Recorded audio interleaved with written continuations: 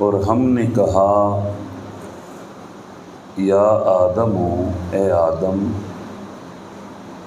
مسکن، تم سکون کرو، تم رہو، یا تمہارا مسکن، انتا، تمہارا، و زوجو کا، اور تمہاری زوجہ کا، الجنت، جنت ہے، تمہارا اور تمہاری زوجہ کا جو مسکن ہے وہ جنت ہے، یا تم اور تمہاری زوجہ جنت میں رہیں۔ پھر ارشاد فرمایا وَكُلَا مِنْهَا رَغَدًا حَيْثُ شِئْتُمَا، اور دونوں کھاؤ اس سے جتنا چاہو، حیث شئتما، اور جہاں سے چاہو۔ جنت سے کھانا ہے، جتنا جی کرے کھانا ہے، اور اس کے اندر یہ بھی نہیں کہ اگر زیادہ کھا لو گے تو طبیعت بگڑ جائے گی،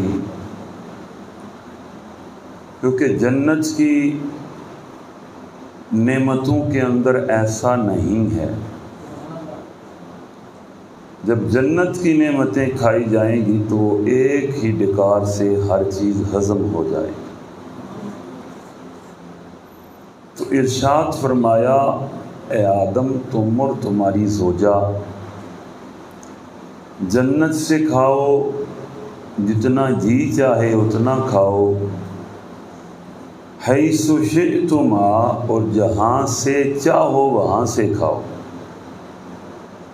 اور ساتھ ہی ایک قید لگا دی، شرط لگا دی، ہاں جنت کی ساری نعمتیں تمہارے لیے ہیں، لیکن ایک کام کرنا ہے۔ وہ مولا کیا ہے؟ فرمایا وَلَا تَقْرَبَا هَٰذِهِ الشَّجَرَةَ، تم نے اس درخت کے قریب نہیں جانا، فَتَكُونَا مِنَ الظَّالِمِينَ، تو آپ ہو جائیں گے حق تلف کرنے والے۔ بعض علماء نے لکھا ہے آپ ہو جائیں گے حد سے بڑھنے والے، اور حضرت ضیاء الامت نے لکھا ہے کہ آپ ہو جائیں گے حق تلف کرنے والے۔ اور بعض ایسے بے ادب ہیں جنہوں نے یہ لکھا ہے کہ آپ ظالموں میں سے ہو جائیں گے۔ تو حاضرین گرامی قدر، ترجمہ کرتے ہوئے ادب کا لحاظ رکھنا، ادب کا پاس رکھنا، یہ اگر کوئی دیکھنا چاہتا ہے تو اعلیٰ حضرت کے کنز الایمان کو پڑھ لے، اور پرکھنا چاہتا ہے تو میرے سیدی حضور ضیاء الامت کی تفسیر ضیاء القرآن کو پڑھ لے، کیونکہ انہوں نے تو یہ لکھا وَمَكَرُوا وَمَكَرَ اللَّهُ، انہوں نے مکر کیا اور اللہ نے مکر کیا، نعوذ باللہ۔ لیکن میرے اعلیٰ حضرت عظیم البرکت آپ فرماتے ہیں انہوں نے مکر کیا اور اللہ نے خفیہ تقدیر جو ہے وہ تقدیر کی۔ اور اسی طرح جب سورۃ الضحیٰ ہم پڑھتے ہیں تو بے ادبوں نے لکھا وَوَجَدَكَ ضَالًّا فَهَدَىٰ، اللہ نے آپ کو گمراہ پایا تو آپ کو ہدایت دی، یہ بے ادبوں نے لکھا ہے۔ اور حاضرین گرامی قدر، اعلیٰ حضرت نے لکھا ہے اللہ نے آپ کو وارفتہ پایا تو آپ کو ہدایت عطا فرمائی۔ تو ترجمہ کرتے ہوئے بھی حضور سے محبت ہو تو تب ہی اس طرح کے خوبصورت الفاظ نکلتے۔ تو حضور ضیاء الامت آپ ارشاد فرماتے ہیں وَلَا تَقْرَبَا هَٰذِهِ الشَّجَرَةَ، اللہ کے رسول صلی اللہ علیہ وسلم کے غلاموں ترجمہ کرتے ہوئے حضور ضیاء الامت فرماتے ہیں کہ اللہ نے ارشاد فرمایا نہ قریب جانا مت قریب جانا حاضر الشجرہ اس درخت کے، پھر کیا ہوگا؟ فتکونا من الظالمین، پس آپ ہو جائیں گے حد سے بڑھنے والوں میں سے، یا آپ ہو جائیں گے حق کو تلف کرنے والوں میں سے۔ پھر آگے اللہ رب العزت نے ارشاد فرمایا فَأَزَلَّهُمَ الشَّيْطَانُ، پس ذلہ کیا ان دونوں کو شیطان نے، یعنی حضرت حوا علیہ السلام اور حضرت سیدنا آدم علیہ السلام کو اللہ نے ذلہ کیا، اور حضور ضیاء الامت ارشاد فرماتے ہیں پھر پھسلا دیا انہیں شیطان نے۔ اس کا مطلب پتہ ہے کیا ہے؟ اللہ رب العزت سمجھانا کیا چاہتا ہے؟ اللہ فرما یہ رہا ہے کہ جب تمہیں بھی شیطان ذلہ کر دے، پھسلا دے، تو تم نے رب کی بارگاہ میں آنا ہے۔ پھر آگے ارشاد فرمایا انہا فاخرجہما، اللہ رب العزت ارشاد فرما رہا ہے پھر انہیں شیطان نے پھسلایا۔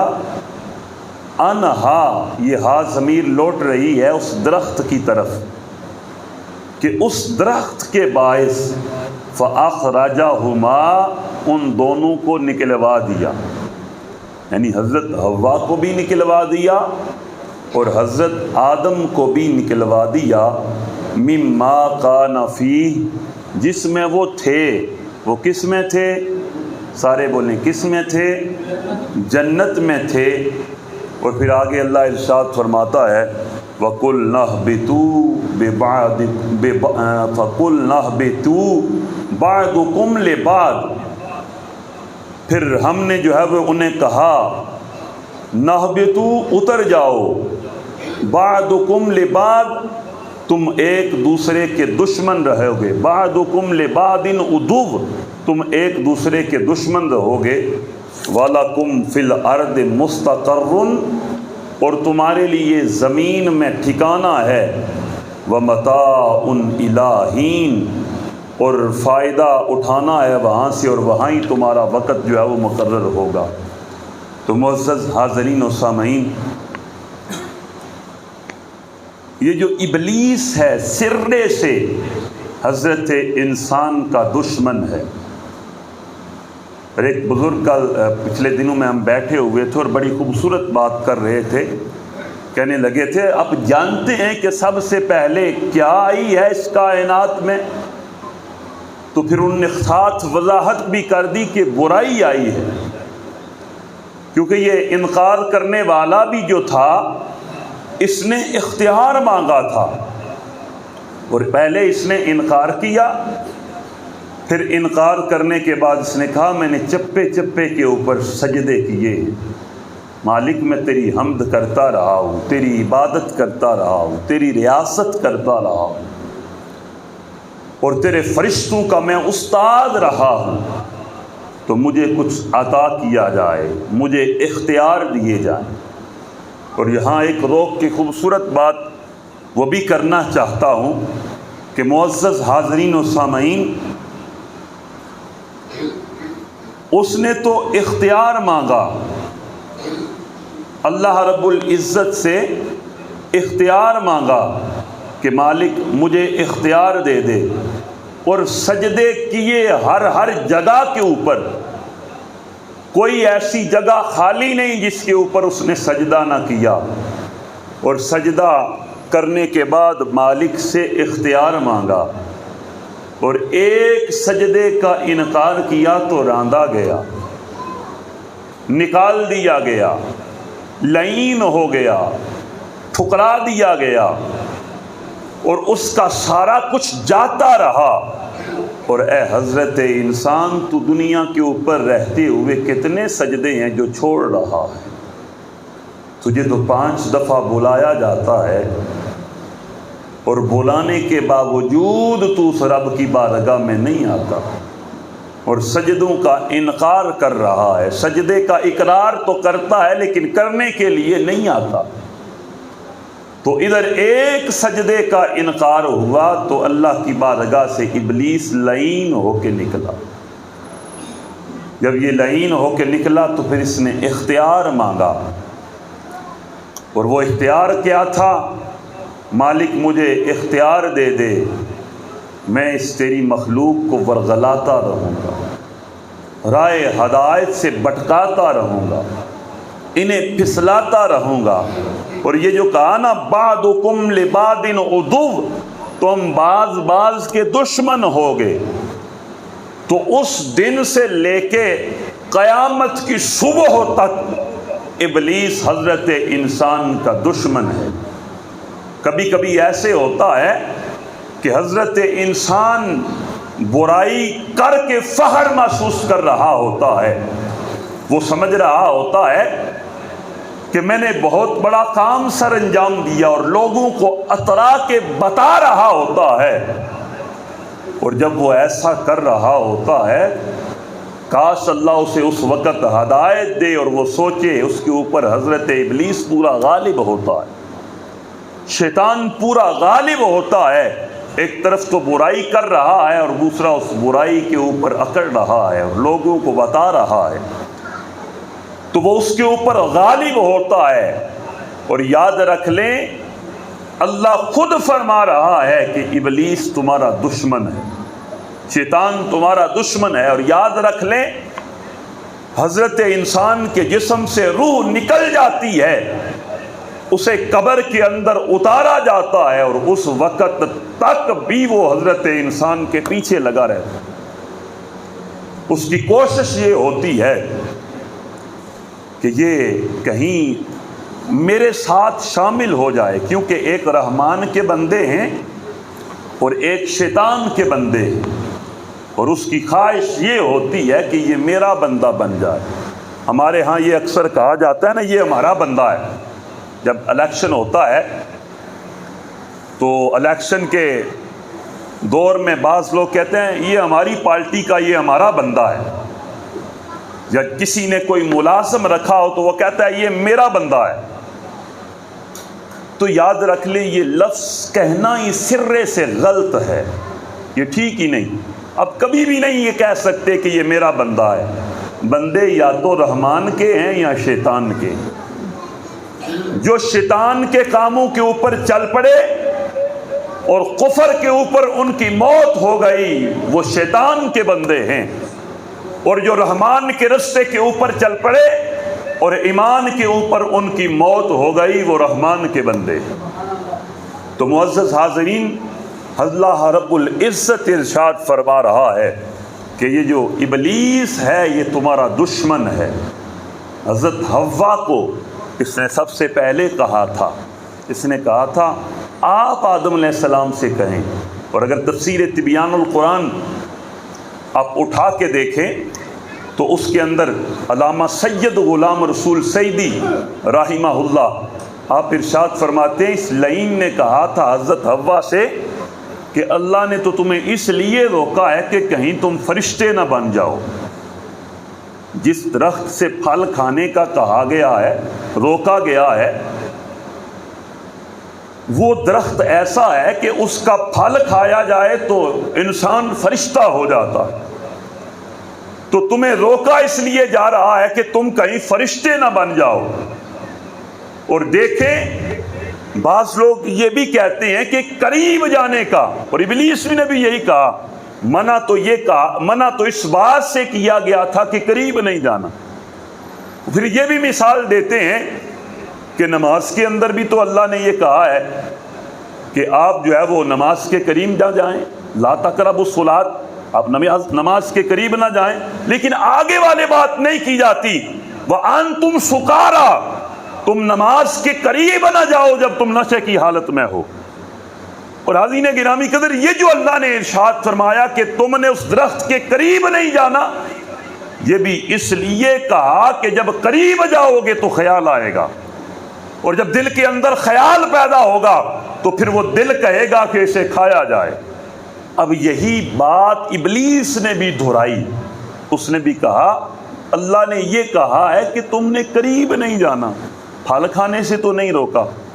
اور اگر اسی طرح قرآن مقدس کا آپ مطالعہ کریں تو بعض برائیوں کا اللہ نے تذکرہ کرتے ہوئے ارشاد فرمایا کہ تم نے اس برائی کے قریب نہیں جانا۔ جب بے حیائی کی بات آئی تو ارشاد فرمایا بے حیائی کے قریب نہیں جانا۔ یہ نہیں فرمایا کہ تم نے بے حیائی نہیں کرنی، بلکہ فرمایا قریب نہیں جانا۔ اس کا مقصد یہ ہے کہ جب تم قریب جاؤ گے تو تمہارے ذہن کے اندر وہ خیال آئیں گے۔ جب تم کسی کو دیکھو گے تو دیکھنے سے ذہن اس کی طرف مائل ہوگا، پھر ذہن وہی تصورات دل کی طرف بھیجے گا، اور جو دل ہے وہ حضرت انسان کو برائی کی طرف لے جائے گا۔ اوپر سے شیطان کا غلبہ ہوگا اور حضرت انسان برائی کی طرف بڑھ جائے گا۔ تو حضرت حوا کو کہا گیا، یہ تو اس لیے کہا جا رہا ہے کہ تم اگر نہیں کھاؤ گے تو تم فرشتے نہیں بنو گے، تو لہٰذا تم کھاؤ تاکہ فرشتے بن جاؤ۔ اور پھر اس کے علاوہ یہ بھی کہا گیا کہ قریب جانے کا کہا گیا، نہ جانے کا کہا گیا، کھانے سے تو منع ہی نہیں کیا گیا۔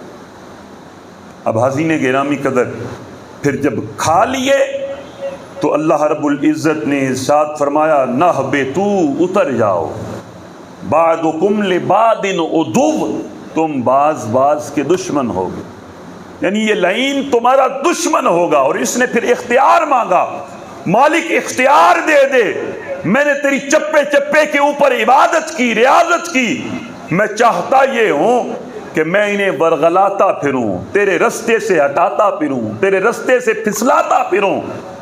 اب اللہ رب العزت نے اختیار دیا، اور بات شیطان اور رحمان کے بندوں کی کر رہے تھے۔ پھر حاضرین گرامی قدر، جب رب نے اسے اختیار دیا تو اللہ نے ساتھ یہ بھی ارشاد فرمایا تو ورغلاتا رہے گا، میرے بندے میری بارگاہ میں آ کے معافی مانگتے رہیں گے، میں انہیں بخشتا رہوں گا، میں ان کی توبہ کو قبول کرتا رہوں گا۔ لیکن جو تیرے بندے ہوں گے وہ تیرے رستے کے اوپر چلیں گے، وہ کفر کے اوپر مریں گے، لیکن جو میرے بندے ہوں گے وہ برائی کرنے کے بعد بھی میری بارگاہ میں آئیں گے۔ جب وہ میری بارگاہ میں آئیں گے تو میں رب ہو کے اعلان کرتا ہوں، میں رحمت اور بخشش کے دروازے کھول دیا کروں گا۔ اور حاضرین گرامی قدر، اس کی مثال بھی آگے قرآن مقدس کے اندر آج پڑھتے چلے جائیں تو اللہ رب العزت نے بڑی خوبصورت مثال بھی دی۔ فَتَلَقَّىٰ آدَمُ مِن رَّبِّهِ کَلِمَاتٍ، اللہ رب العزت نے ارشاد فرمایا پھر سکھا لیے، آدم نے اپنے رب سے سیکھ لیے، پھر آدم علیہ السلام نے اپنے رب سے چند کلمات، کلمے، فَتَابَ عَلَيْهِ، تو اللہ نے پھر ان کی توبہ کو قبول فرمایا۔ اِنَّهُ هُوَ التَّوَّابُ الرَّحِيمُ، بے شک وہی ہے جو توبہ کو قبول کرنے والا ہے، وہی ہے جو بخشش کے اور مغفرت کے دروازے کھولنے والا ہے۔ تو معزز حاضرین حضرات، اللہ رب العزت کے پاک پیغمبر جب زلہ ہوئے، پھسلے، تو پھر اللہ رب العزت نے حضرت حوا کو جدہ میں بھیجا اور آدم علیہ السلام کو ہند میں بھیجا۔ اور حاضرین گرامی قدر، تفسیر تبیان القرآن کے اندر آتا ہے کہ نہ حضرت حوا نے اور نہ حضرت آدم نے 40 دن تک نہ کچھ کھایا نہ پیا،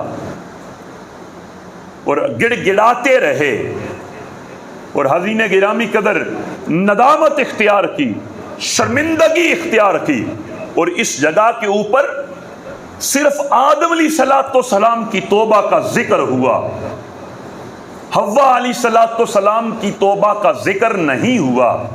تو اس کی علماء وضاحت کرتے ہیں کہ مرد کی توبہ حقیقت میں عورت کی توبہ ہے، کیونکہ اللہ نے قرآن مقدس کے اندر ارشاد فرمایا الرجال قوامون علی النساء، کہ اللہ نے مردوں کو عورتوں کے اوپر حکومت اور اختیار عطا فرمایا۔ تو حقیقت میں مردوں کی توبہ ہی عورتوں کی توبہ ہے، اور اسی لیے باپ کا مقام ماں سے زیادہ ہے۔ بعض لوگ تو کہتے ہیں ماں کی دعا جنت کی ہوا، ماں جنت جو وہ جنت ماں کے قدموں کے لئے ہے۔ یاد رکھ لیں، جنت ٹھیک ہے ماں کے قدموں کے تلے ہے، لیکن اس ماں کو ماں بننے کے لیے پہلے کے خامد کی ضرورت ہے۔ خامد ہوتا ہے تو وہ ماں بنتی ہے اور پھر جنت آیا کرتی ہے۔ تو اس لیے مرد کا باپ کا مقام زیادہ ہے، ادھر آدم توبہ کرتے ہیں، صرف آدم کی توبہ سے اللہ حوا کو بھی بخشش عطا فرما دے.